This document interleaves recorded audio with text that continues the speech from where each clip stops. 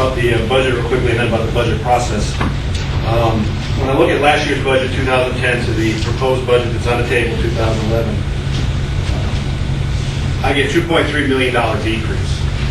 That sounds right to everybody, about $2.3 million. Okay. When I look at what has gone down, I see $2 million of capital projects that are not being renewed.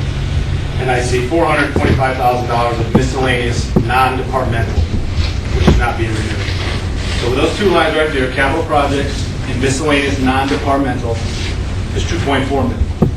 So everything else in this budget, all the departments, all the salaries, all the overhead, is flat year over year. Does anybody want to disagree with that?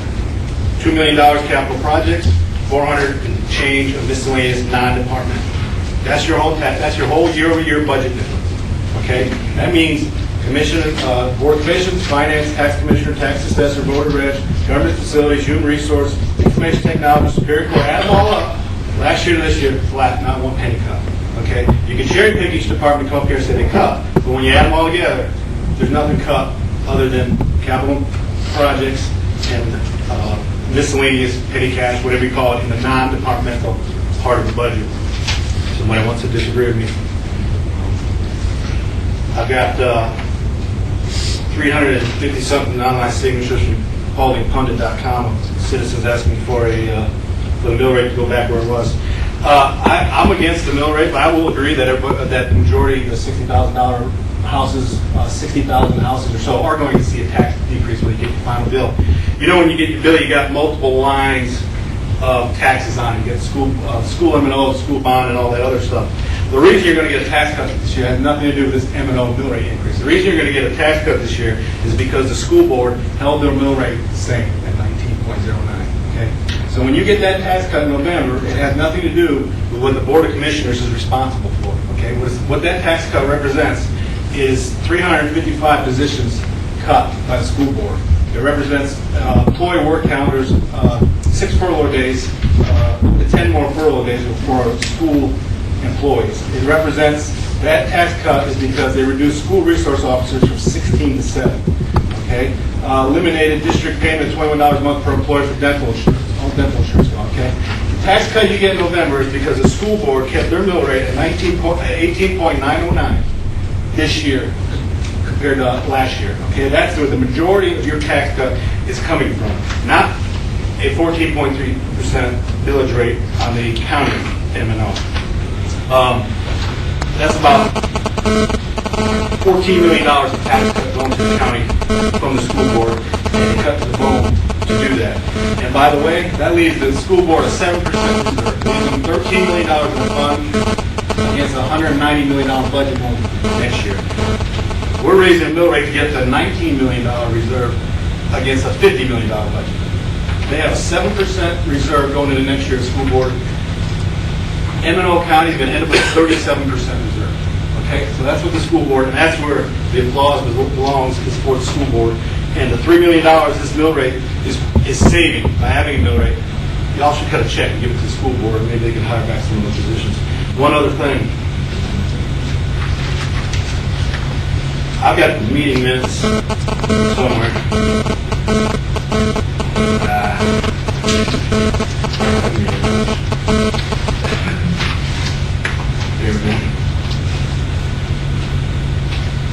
August 11th, 2009. This is a meeting minutes from the first meeting we had in August of 2009 last year.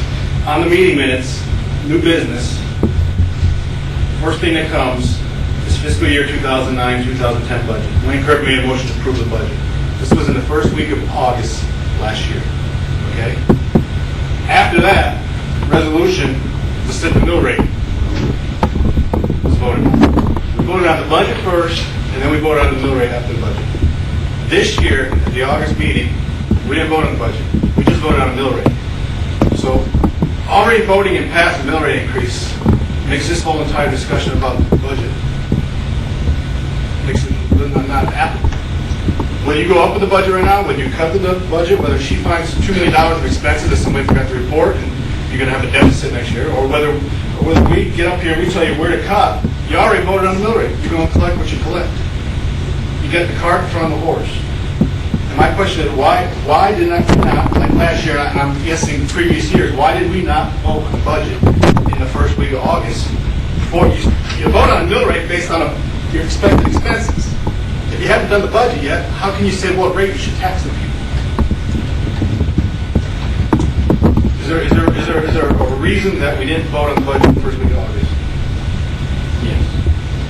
Do I know it? Or is it yes, I don't understand it.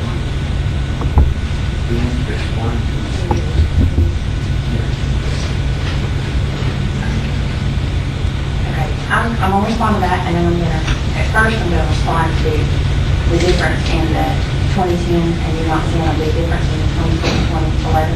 These reductions aren't new to our county staff. We have been in reduction mode since 2009,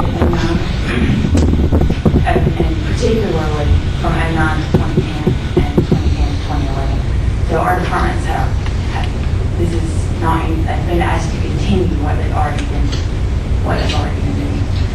The reason for the budget being approved now rather than the 1st of August, we are not actually required to hold a public hearing for the millage rate when we are not going to collect the same thing we collected last year. However, we were planning to hold a budget hearing on the day of the millage rate adoption, so there would be a public hearing. It just was not going to be specific to the millage rate.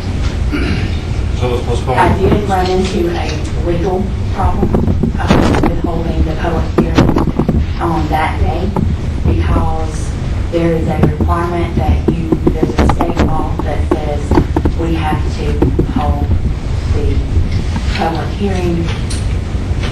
We have to advertise the public hearing 10 days before we hold it, and we have to hold the public hearing 7 days before at least 7 days before the budget is adopted.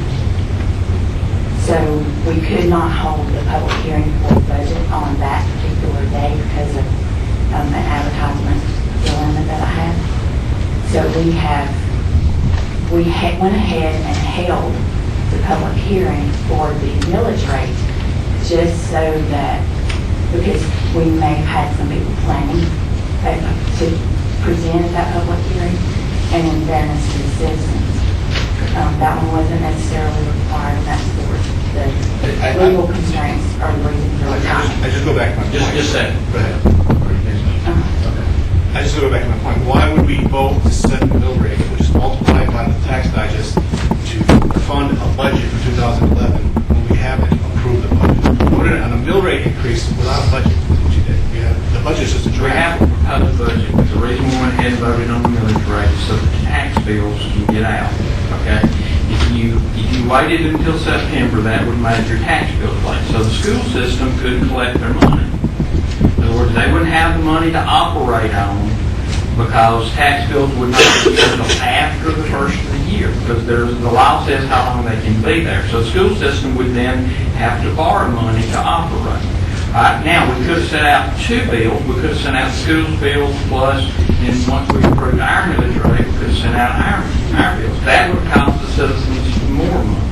The budget is there. The budget is there for everybody's approval. It's a process that we went through. We set a millage rate based on what we would assume a budget. It can shift up or down, but we went ahead and set that millage rate. Are you going to be able to change the mill rate if the budget shifts up or down? Can we change the millage rate? No, the taxpayers have got. The change in the budget is irrelevant. You do the budget work first to determine how much money you need to collect from the people. And you didn't do the first part first. You don't see the discrepancy here? You went and raised your prices before you figure out what your expenses were. That's what you did. And where everybody get up here and say, I found this, we can cut this, we can cut this. The mill rate's already set. You're going to tax this no matter what. You're right past the mill rate. County Code, Section 19, Budget and Appropriations. I assume I have the most recent. I don't know if Mr. Phillips has a copy of the code up there. Chairman shall submit annually to the Commission no later than June 1st a proposed budget governing expenditures of all county funds, including capital outlay and public works projects for the following year. We did that. We got on June 1st. The Commission shall therefore, after hold a public hearing on the budget, giving notice thereof at least 10 days in advance. That's where you got to do a little bit of advertising and give it in advance. All right? The budget shall then be reviewed and adopted or amended by the commission at the first regular meeting in August of the year to which it applies. Okay? It's county code. The budget was supposed to be approved on August 10th. It's now August 14th, August 24th. We're 2 weeks late. We're 2 weeks out of law. This is law. This is Georgia state law. You guys aware of this? It's supposed to be. You're aware you're working with this Mr. law? Chairman, if I may speak to address Mr. Milanese's comments. The budget process is set by ordinance. When there is a hearing that is required, this board is required to hold a hearing, regardless of timing. This budget is being considered now because of a notification issue. The notification was run. The hearing is now being held so that a budget may be voted upon. And that's the process we're in at this point. So this is irrelevant that the law It says? is not irrelevant what the law says. So do we violate the law? I believe that your solution would be, if you miss the deadline, then don't pass a budget for the next year. Well, that's a legal impossibility. We need to pass a budget for next year. We also need to make sure that we comply with the opportunities afforded to the public, as you're being afforded right now, in order to submit their comments and input on the budget process. So that is why we're having a hearing today that has been properly noticed as required by county ordinance. So was it impossible to meet the law the way it was written, to announce everything, get all the advertising out, and pass the budget? Is the law wrong? You just bear in mind that the law says what it says, all right? This is a public hearing for comments on the budget. So we're in violation of the law. We're going to wait till September 14th, and we'll still be in violation of the law. So, you guys got the primary responsibilities to pass the budget once a year. You ought to know the timing of it, when to cut the advertising, and when to meet Section 19 of the Georgia state law, which says we pass the budget. And you ought to pass the budget before you raise the mill rate.